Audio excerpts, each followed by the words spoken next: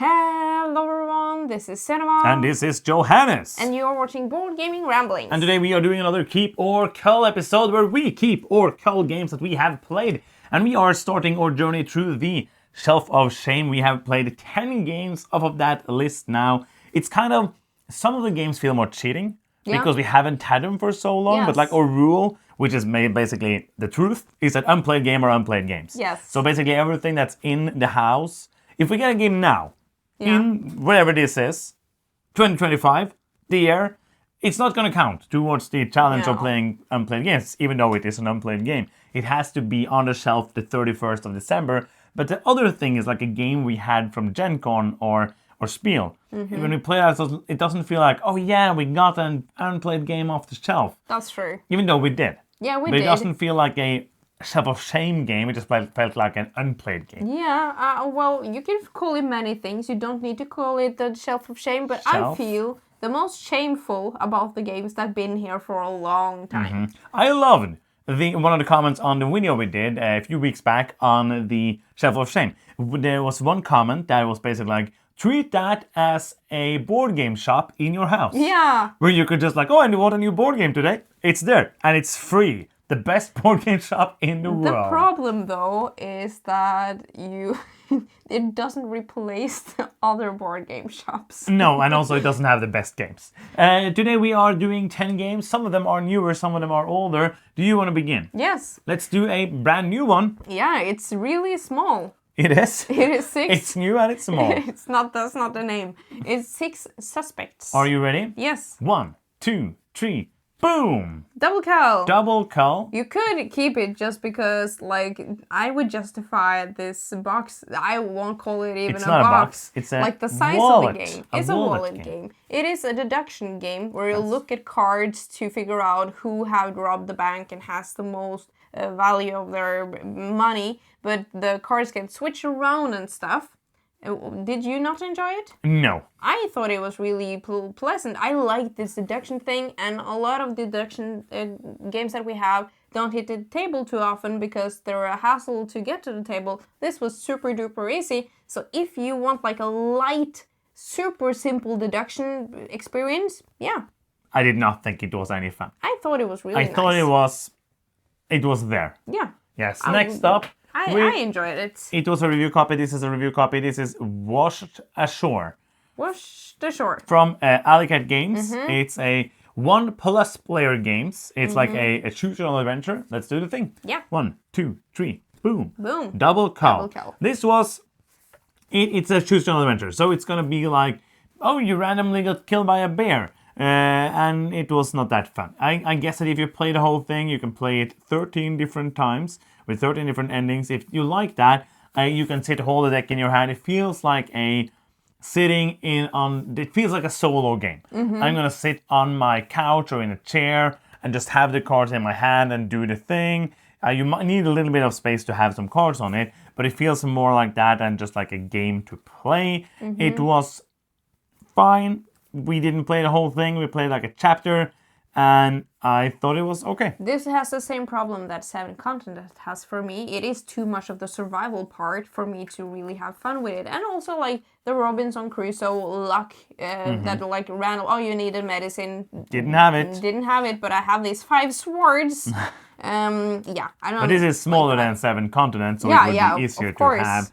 Do you have another game? Yes, I have several actually, but let's start with Mori. Mori. It's a trick-taking game with some dice in it. 1, 2, 3, boom! It's a double keep. Double keeping all the way across the sky. Well, actually, I can choose Cull. That's also fine. Oh, to do it more interesting? Yeah, to make it more interesting. Yes! Oh, no! Well, Mori is... I thought it was a clever trick-taker because... the cards that you are most likely to win the trick with, the higher values, have negative points on them, and the lower values have plus points basically on them. And you also, if you win some tricks, you're going to especially have the possibility to score points that you didn't play because you get some dice you can play instead of cards. And also you have this the majority of these X cards that you're trying to get like the second most of. So I thought this was a really cool way of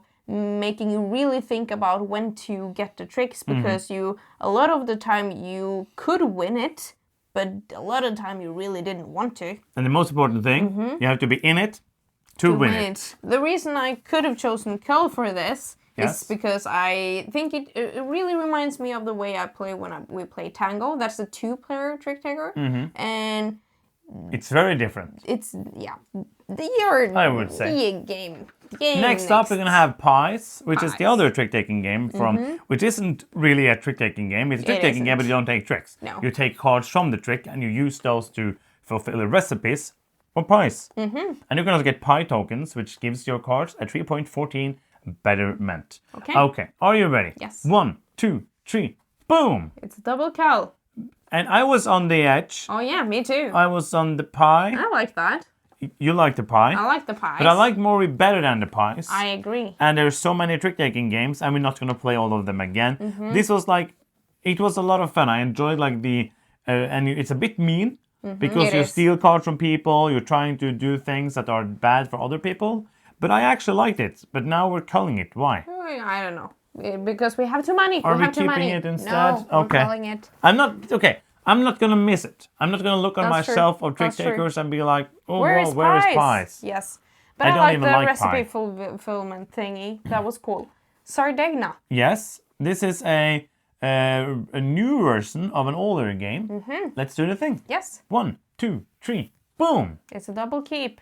This was really fun. It was great. I really like this. You have you play cards to put out different units on the map. Playing cards? A new mechanism in board games? I like a Concordia. You're playing and then you take them all up. But you're playing a lot of units onto the map, like meeples and buildings and ships, and you are trying to focus on these different regions that are being randomly said, drawn that this is going to score now.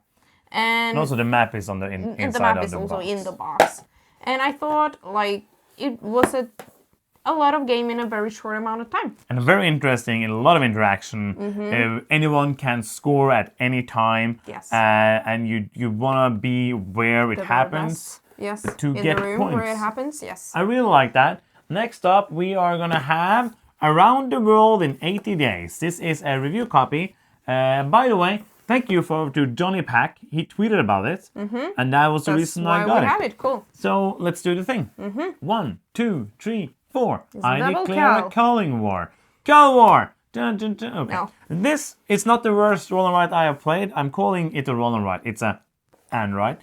You are drafting. It's a draft and write. You're drafting cards. The interesting or cool mechanism is that the cards are rulers. So you kind of know how long the routes are because you are traveling the world, and you have to have trains to travel on the ground. You have to have ships to travel on the sea. You can also travel in the air if you have a balloon. And it was interesting. It was fun enough. It was fine. But it's not, I'm not going to look at it on the shelf and be like, oh, I like that. But if you are a big fan of Android games, you might like this. Yeah, it was unique with the rulers kind of, and you can't measure it up before you buy the card. No. And you're also trying to, because the cards cost money and time. Yes. So you're trying to not spend too much of either resource. You don't run out of it. And also it's like a patchwork where it's the player who has spent at least time, because you're both in the same timeline. Yeah. So you have to be in the same timeline. Do you have another game now? Yes, I do. It is the Isle of Cats Duel. Another review copy. This came out of nowhere. I had not heard about this being supposed to exist. Well, and then we had it in our hands. For a lot of games. You don't hear about anything. Yes. We like Isle of Cats. Yeah, we do. We culled it, I think. I don't did think we end up own doing it? Yeah, I don't think Yes. Maybe you kept it. I don't know. I don't think so because I haven't seen it in a while. But it is a great game. We enjoyed playing it many times. Now let's do the thing. Yes. 1, 2, 3, 4. Boom. No, I'm saying 4. I don't know why I'm saying 4. I'm supposed to say boom. 1, 2, 3, boom! Cull. Boom, boom, boom. Double Cull. But this was another one, like, for example, another game there I didn't like. This one I liked. I enjoy puzzling. I enjoy doing the things. You're supposed to speak about this. How is it different than The Isle of draft Cats? basically is the main difference, and it's a bit simplified. There's no baskets, but you are drafting you have a board which is both cards and tiles, and every time it's your turn you have to move this little cat 2 spaces, and you get to either take the the thing basically, card or tile, where it started, where it went through, or where it landed, and you're trying to place it so that you get what you want, but also so that the other player cannot go to the place you really want to go. Let's say I want to go over here and it's there, I want to move some there, but you can't get there, but maybe if you go there, then I can go and take it, and stuff like that. So it was an interesting kind of duel in that kind of way. And the Tetrimino puzzle is the same yes. as in Alucard. So if you like that, I think you're going to like this one. Yes, it was fun. Yeah, I agree. Again, it's like a dual 2-player game. That's not one that we're going to keep most of the time. Yes. But it was happy to play it. If you saw our video about having way too many unplayed games, we talked about a game that we had for the longest time called Oddville. Yes, and we finally played it. And it was so hard to get played because it was a 30-minute game. The rules took me about 10 minutes to read and at least like 15 to teach. So all in all, 55 minutes. I don't think you could have found that time anywhere else. Yes, finally. We did it. We played it. And now let's do the thing. Let's do it. 1, 2, 3, boom! It's a double Cull. If this was in 2012, I would have kept this easily because it's a fun game. I think also the year that we acquired it, 2017, I would keep this because our collection was a lot smaller. And also we didn't almost only play new games. That's true. This is one. I really enjoy that. It's kind of gonna be weird to not have it on the shelf because it's always been here. But the thing is, it was fun. I enjoyed playing the game. I enjoyed doing the things I did. You are getting resources by playing cards to get resources, and those resources are shown by placing meeples, and you sometimes have to pay for the resource. And then you are getting money, which is the back of the cards. You are then building buildings that you have drafted or reserved, whatever you want to call it. You are building those buildings into a shared town, and depending on where you build it, you're going to get different bonuses and income, and then you're also going to get some special abilities. But when there's not enough abilities, everybody goes to reset those abilities, and you get them again. The points and the ability. It's an interesting little game, a quirky little thing. I like it. But it's too many games. Too many games. Too many games. Next I know up. Rado said that we should keep it, yes. But now it's Cull. Yes. Sorry. Too many games. Yes. Cannot keep them all. Board games now. Scott Pilgrim's yes. precious little card game. Let's do the thing. Yeah. 1, 2, 3, boom. Horrible game. Let's get rid of it and never talk about it again. Yes. This was just so boring. Yes. I like the first, I think, 5 rounds.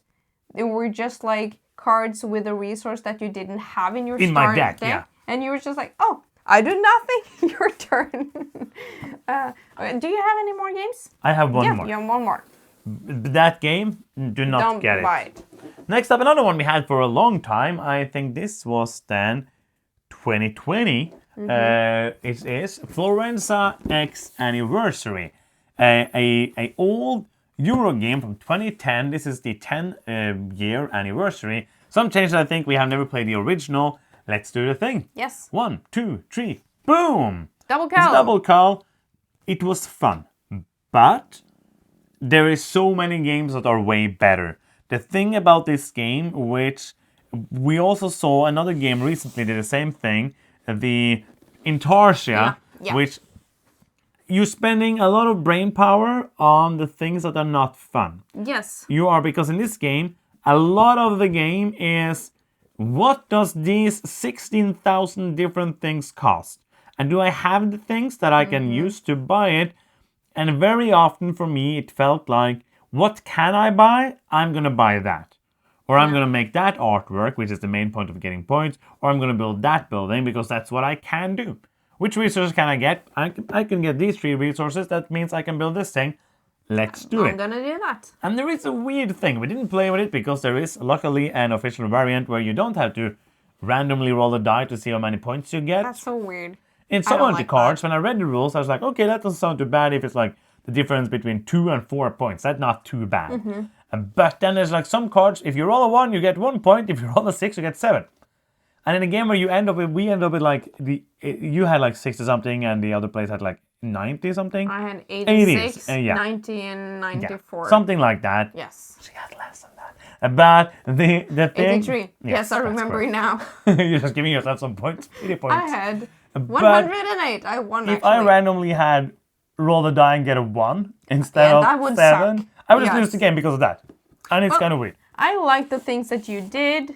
The thing I did? No, Or the things that the game did. Okay. I thought that was fun, but as you said, it feels like work when you have like first off, there's no play rate in the game. So I felt it was hard to get like a hang of all the details. Yes. But there is a play rate for all the things that it costs. So it has like the art on one side and the buildings on the other. So I was sitting with that like this the entire time. And of course, if we play more, that's going to be better. But also it was a bit long. It looks like this. This is the information you're getting. I don't like that at all. And this. Like And it's a lot of information. A lot of the information on the one side it says on the board, but it's hard to look at hard. it because it's so much it's stuff. upside down and far away from you. It was a fun one, but I'm happy because this is one of the ones on the shelf that I really wanted to play. Yes. And we are going to work that way. I think now I'm going to pick games that I'm very excited to play instead of, and also older stuff. Trying to get a lot of that. We got like this was older, and this was older. So that was great. The rest ones we all got in 2024, even though they were not all 2024 releases. So we kept 2 games, and we called 8. I'm so happy. Which is and great. I think this is kind of how the Shelf of Shame is going to be. Mostly killing, less keeping. Hopefully. Best and worst. Best and worst. Best is going to be Sardegna, and worst is going to be Scott Pilgrim's boring little stupid game.